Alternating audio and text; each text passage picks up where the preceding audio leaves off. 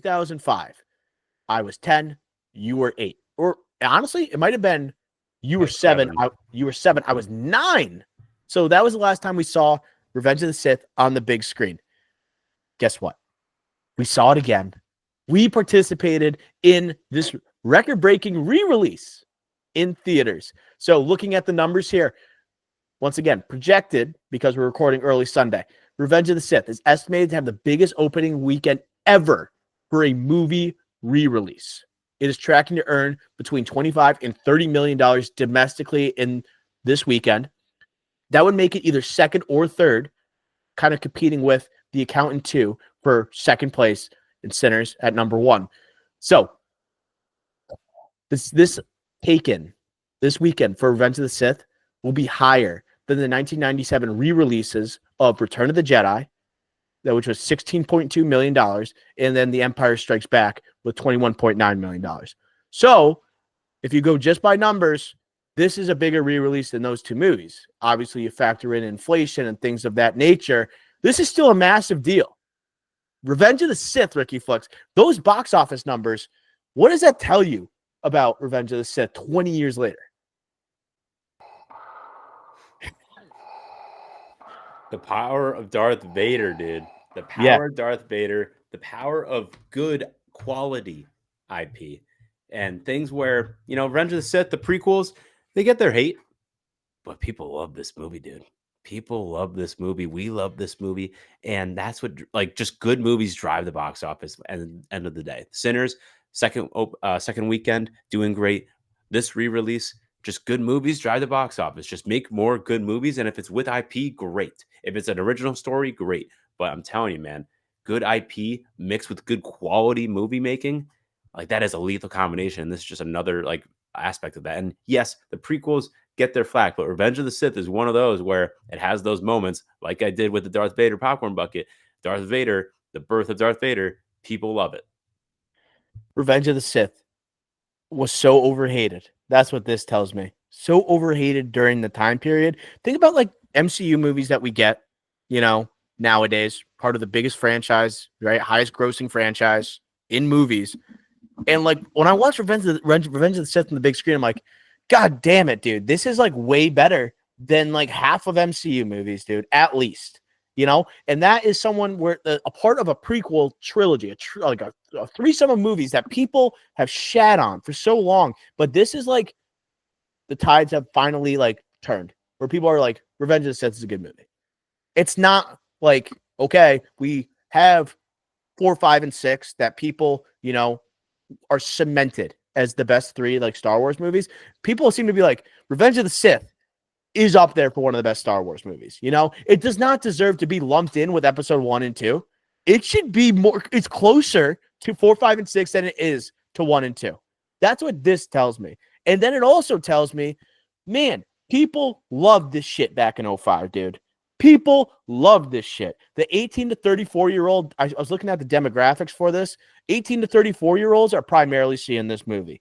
People are like us. We're going back to one of our first major events at the movie theaters. We want to feel that again, And this felt like an event with the re-release. This is the best re-release I've ever been to. I've been to a lot of them, but this was freaking awesome with the crowd environment, the memorabilia that went with it, right? The moments in the theater, the moments walking out of the theater. This felt incredible, I don't know how many other movies can make me feel this way, and I know we live in an age of nostalgia. This is the prime example of us, 18 to 34-year-olds, living off of nostalgia. A re-release of Revenge of the Sith becomes the second highest grossing movie of the weekend, potentially.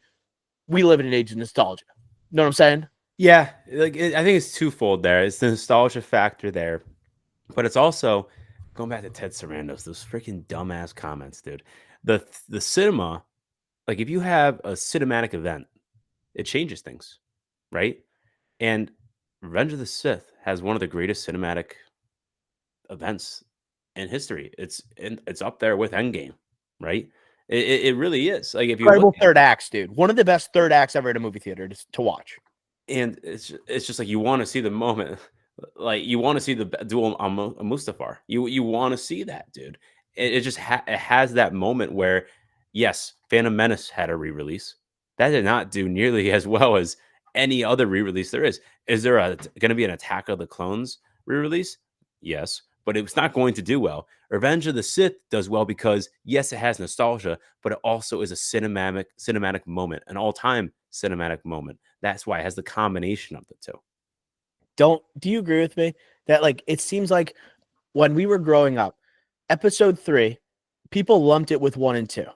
But now, as time has gone on, they push it more towards this is one of the better Star Wars entries. That could also be influenced by all of the Disney like Star Wars entries that have happened that have been mediocre at best. So it's like when you look in, if you look at the sequel trilogy, people are like looking at episode 7, 8, 9. You're like, man, I think I like rewatching episode 3 more. And as you get more, it makes you like kind of have to look at episode 3 and push it up the scale a little bit. You know, that's where it's entering like 4, 5, and 6, like hallowed ground. Do you feel like that's happening as time goes on? Yeah, I think I'll speak for myself. I've always had Revenge of the Sith at number 3 for Star Wars movies, behind Empire Strikes Back and A New Hope. I always had Revenge of the Sith 3, just because that third act, the ceiling to that is just higher than than episode 6, 7, 8, 9. I think episode 3 is just unbelievable. Third act is just takes the cake to take that third spot. But now, as time has passed over 20 years, and the build up to this, I think it has aged better, right? And yes, like when you see it on the big screen, like when we were talking about it after the movie, yes, sure, some visual effects, there's some misses there. There's for sure some misses, and yes, 20 years, maybe some things don't age as well over that past 20 years. But overall, dude, like seeing this movie again on the big screen, besides the cinematic moments, it does hold up pretty well. And I think just a lot of people have accepted this movie more so than like a Phantom Menace or Attack of the Clones. Those have not aged as well.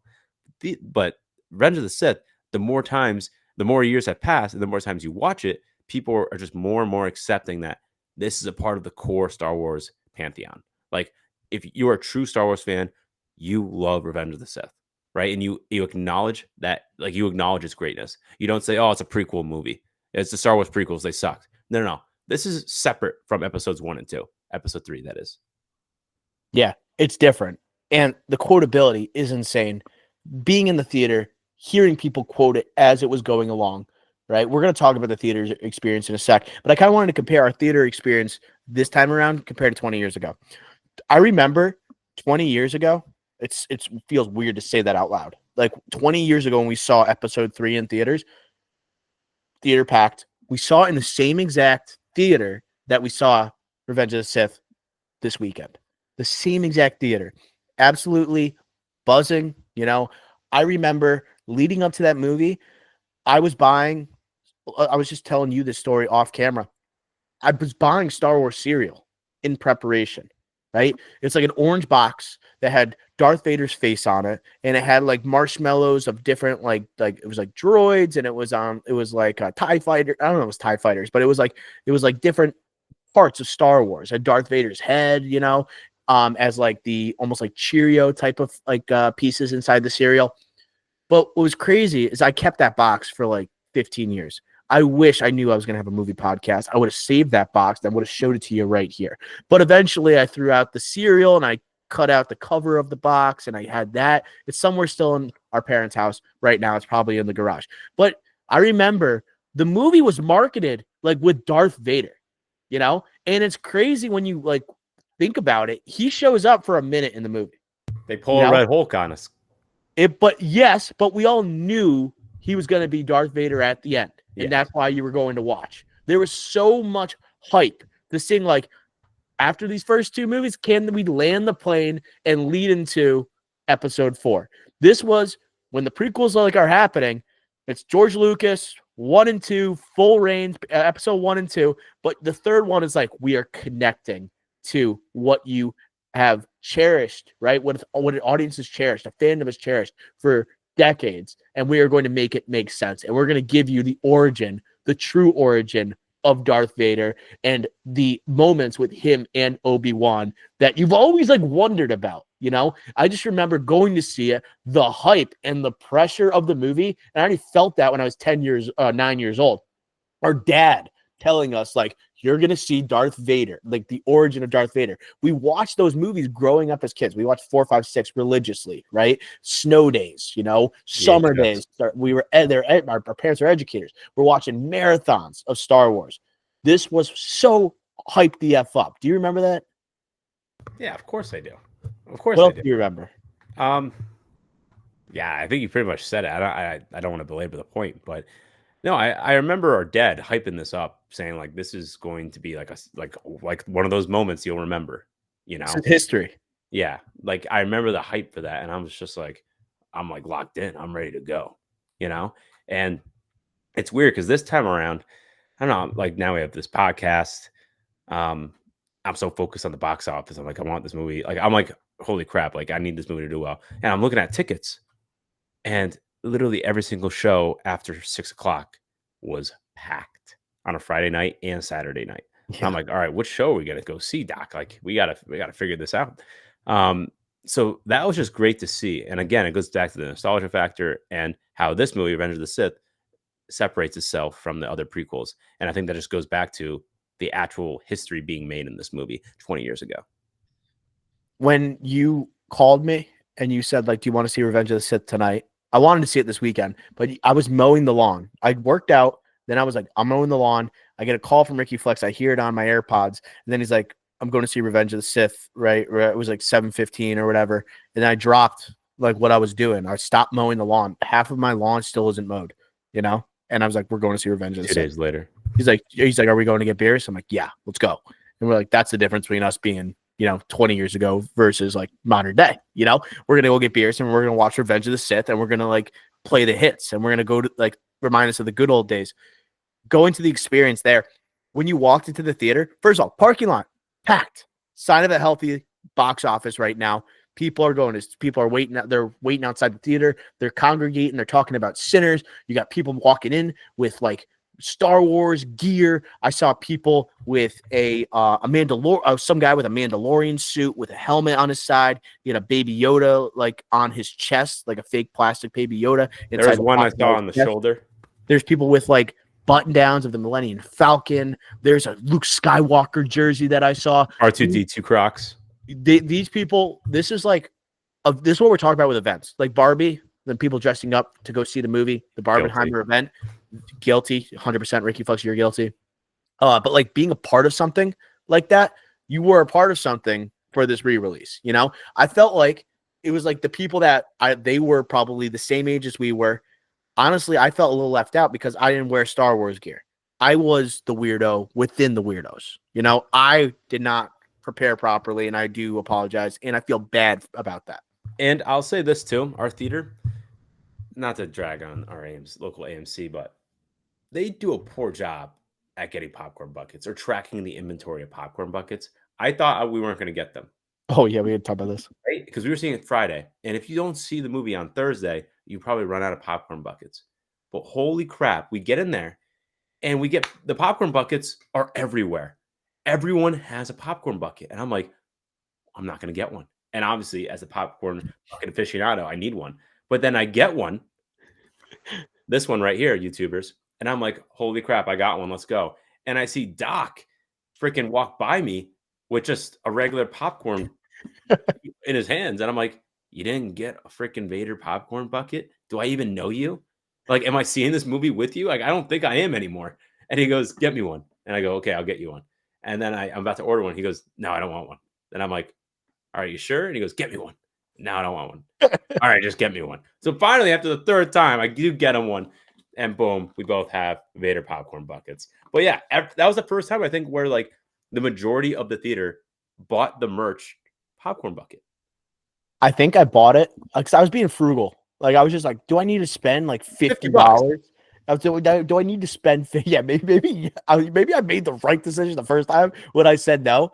But I almost felt pressured to get it because I saw all these people dressed with Star Wars stuff and having a popcorn bucket. I need something to show that I am a Star Wars fan. I am not a faker here. This is not my first rodeo at episode 3. So I needed to get it too because basically I'm not like you where I collect them for any movie. I would never get like an Ant-Man popcorn bucket. No offense. No offense. I'll get the hits though. Heads taken. You got a Batman one, I'm getting it. You have a Darth Vader one, I have to have it. You know, I won't. Dunessi, I regret not getting that one because looking back on it, that might be worth more than any of the popcorn buckets. You go on Facebook Marketplace or eBay, it's worth hundreds of dollars. Yeah, it's a good investment.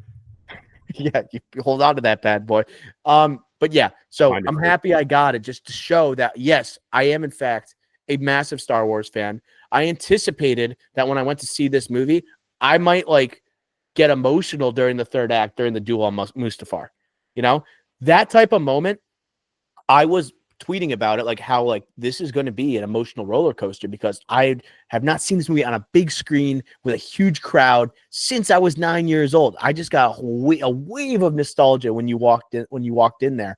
But like that battle on Mustafar, that third act is like why I wanted to go to this movie, especially to experience that and having the crowd be on the edge of their seat in those type of moments, quoting along with the movie. It was spectacular. It was so great to have those type of moments. I was also anticipating like when you have the beginning of Mustafar and you have like you have done that yourself, you know, with Obi-Wan as they build up to the duel, Padme getting knocked to the ground, and then you have Anakin, don't make me kill you, and then they start freaking duking it out. I was anticipating a pop on the level of WrestleMania. Like I wanted that, you know. I usually am a hater. I'm like, what's going down with Minecraft? I wanted it to sound like you had Steve Austin crashing into the scene, and here comes right this epic duel, you know. But yeah, so that's what I was kind of looking forward to. What else were you like anticipating going in? Definitely the Mustafar. You had to look at that. But in general, just like what our movie theater would do, right? Just like the roars and whatnot. And I think I was shocked over one, are the biggest roar of the night.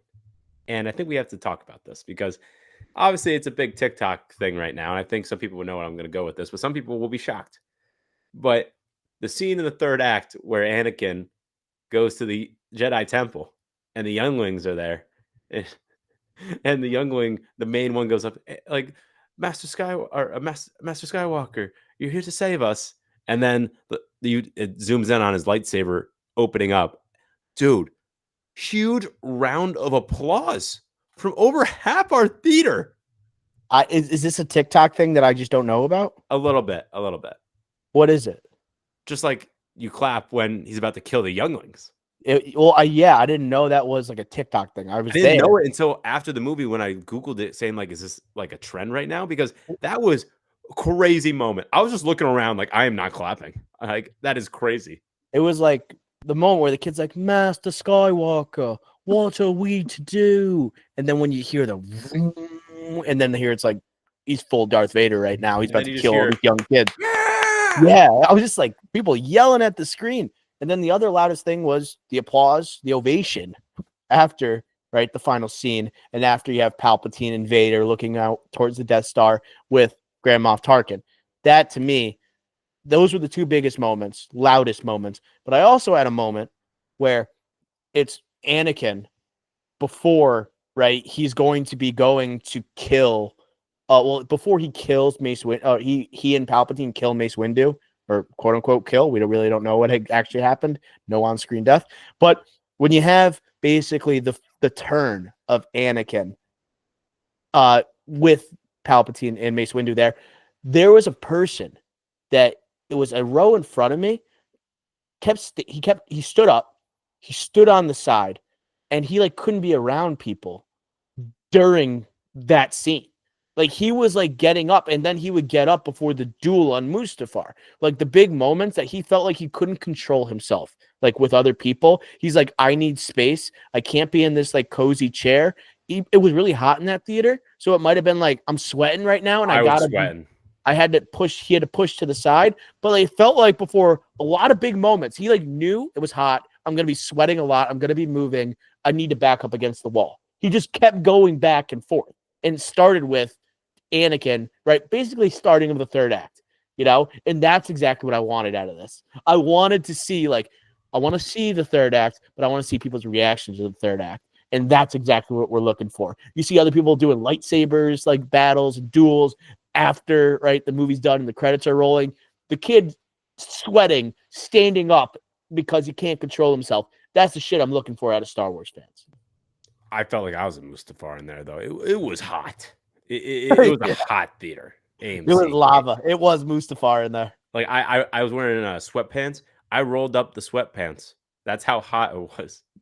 Yeah, no, it was burning in there. I then talking about just like kind of wrapping up our experiences. What did you take away from seeing it on the big screen? Yeah, I'll just leave it at that. What was your takeaway? That this movie still kicks ass. Like it does, and I think it cements my number 3 in the rankings for me after A New Hope and Empire Strikes Back.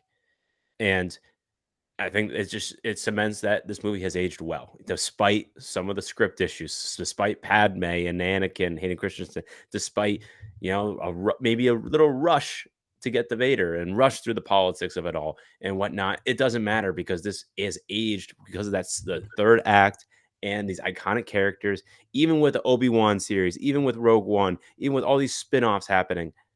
Revenge of the Sith is the third best Star Wars movie. Third best. 4, 5, and 3. Like over 6, over 7, over Rogue One, in my opinion. I think that's true for me as well. Rogue One is tough, but I do think I watch this one all the time, dude. Like this is one of the not just rewatchable Star Wars movies, one of the most rewatchable movies. But like my takeaway too is not only that this kicks ass and that the third act, I needed to see that on the big screen again. But like honestly, along with like how the movie's overhated, I think Hayden Christensen's overhated.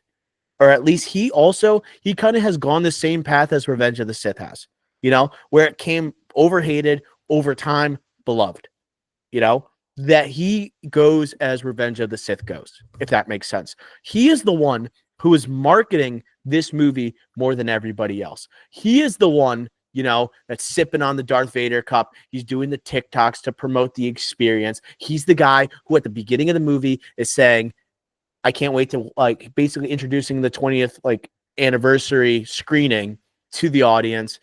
I can't wait for you guys to see Darth Vader's turn or Anakin Skywalker's turn. This is where the fun begins. He's having so much fun in this era of Star Wars, of Disney Star Wars, where he's returning. He's in Ahsoka, right? He's just announced for coming back for season 2. He goes as Revenge of the Sith. He ages the same way. And I kept thinking, like, he's not only overhated, but how hard of a role this was. We were talking about this off camera. What a tall task it was for Hayden Christensen, where everyone knows you're going to be Darth Vader at the end of this movie. The most iconic villain in cinematic history.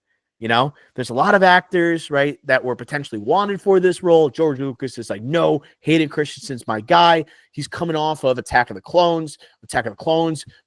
Pretty reviled movie after it came out. And now you're in the pressure cooker for this one. And also the role is not easy. It's not like just playing a superhero. There's so much emotion that goes with playing Anakin Skywalker.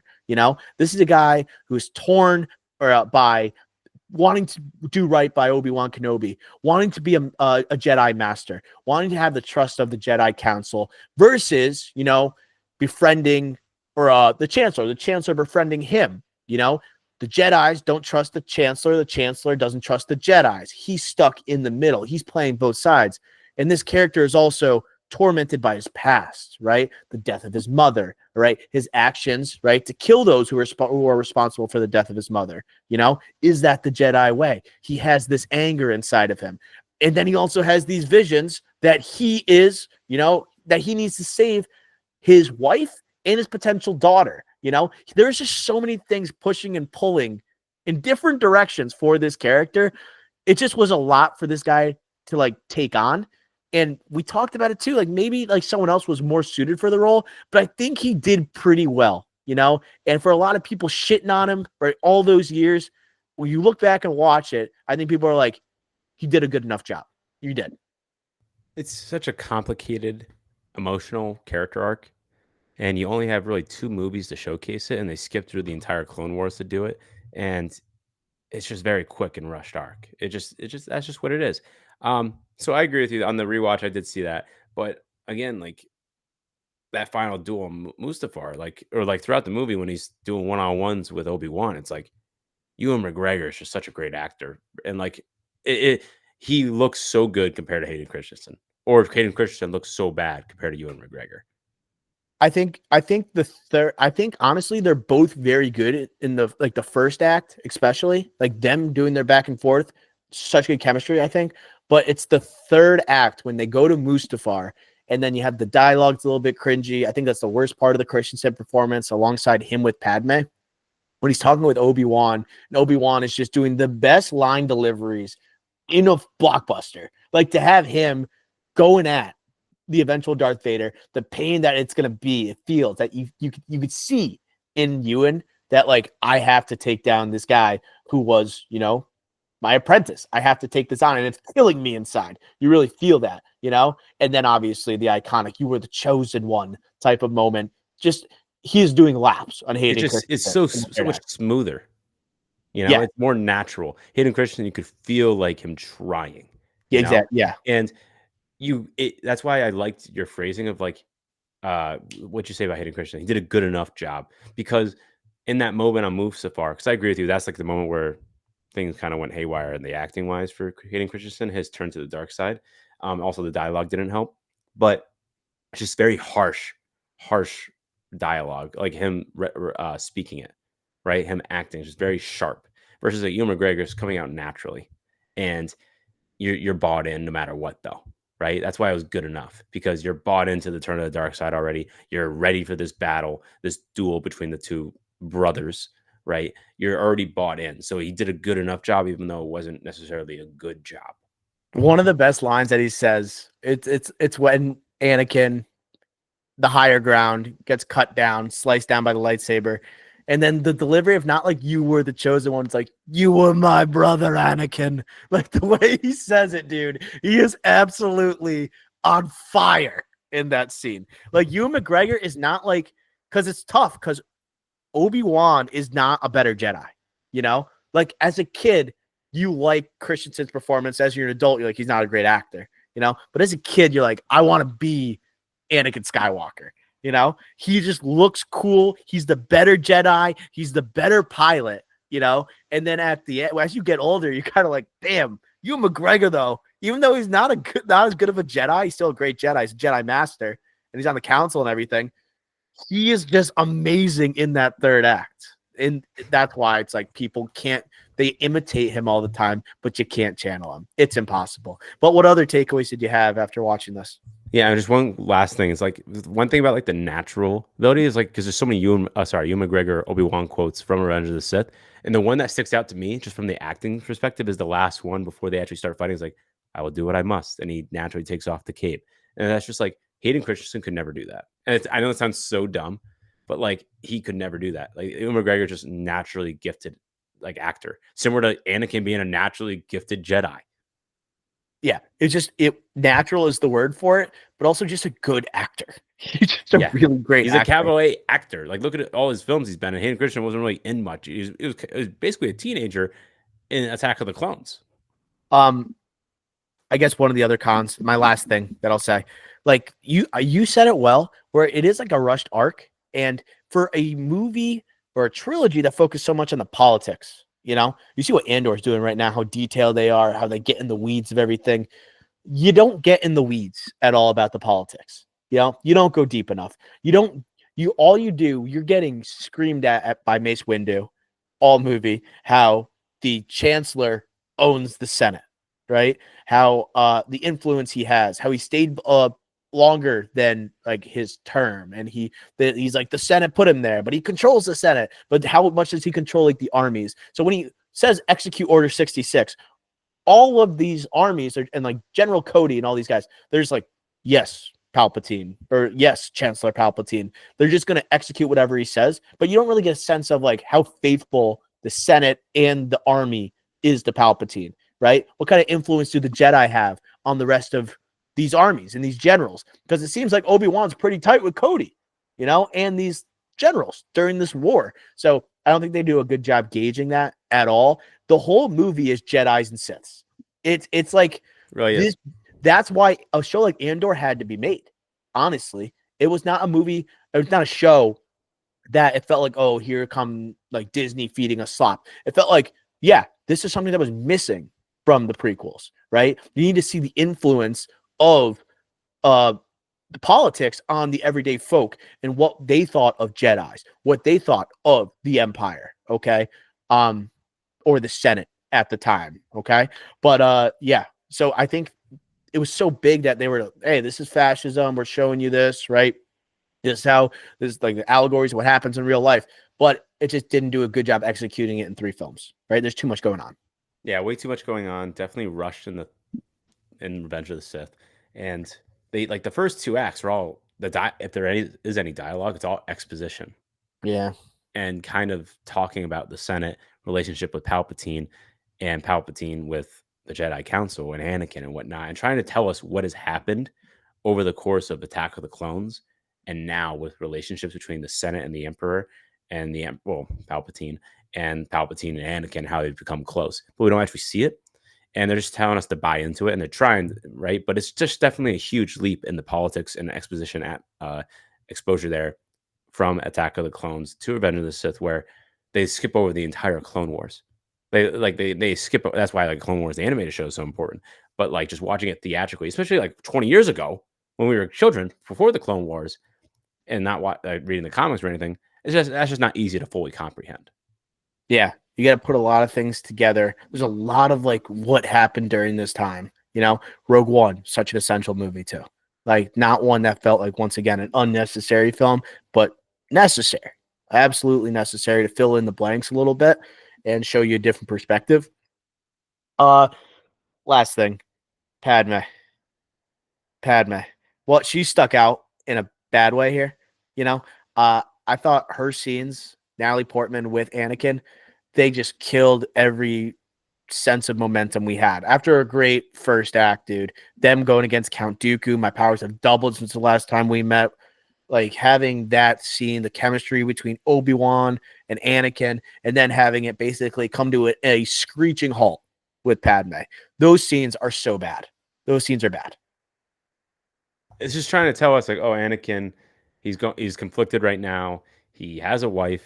He has children. He's gonna have children, or at least one at the time he thinks a child, and he's at risk of losing the child and also his wife, and he's Yeah. already lost his mother tragically. So it's just there's a lot they're trying to do in those scenes that just isn't working. And unfortunately, Natalie Portman, one of the great actresses of our generation, just is not great in that movie. And yes, the script doesn't help her, but at some point, you gotta. It's similar to the Russell Crowe Gladiator, the speech, Maximus speech, where he says like the script sucks, but I just made it good. Like sometimes you gotta like a good actor just makes a bad script that's just all exposition just passable, right? And Yeah. on this rewatch, it was not passable, and I feel bad because I always felt like it's Natalie freaking Portman. And looking back on it, like no way she was this bad as people say online. But on rewatch, man, like I know I've rewatched this 1,000 times, but like no, they are right. She was not good in this movie. Like when she turns and says blinded by love, I'm like, Jesus Christ, dude. Like this is awful. But she does have her moment in the third act where she's like, Anakin, you're breaking my heart. Like that was actually good. Like she brought it that scene. That was the best she was in the trilogy, in my opinion. Definitely the best Yeah. in the movie. It just, but like you're right. Like it just, the momentum just absolutely stopped every time we went to them, Yeah. Anakin and Padme. And this movie is like 2 hours, 20 minutes long. And obviously the first 2 acts are all mostly dialogue. No, I'll say it's a good blend. But you just say that because of these one-on-ones with Anakin and Padme. And it's like running into a brick wall at It is a times. good blend. It is a good blend. Like the one-on-ones are so engaging, especially with like Palpatine and Anakin, and then the Council with Anakin, and then also you're split up with like Obi-Wan going to fight General Grievous. You get the great first act. I think it is a really good blend. The writing, the dialogue is at points amazing, at points really bad. You know, it's really weird. But I think at the core of it, you have a well-written character, like arc of Anakin Skywalker. You know, and that is successfully, executed right in this movie that carries and kind of bridges that gap between the prequel trilogy, and the original trilogy. So overall, what an experience, Ricky Flex. That does it for our conversation on Revenge of the Sith, 20th anniversary.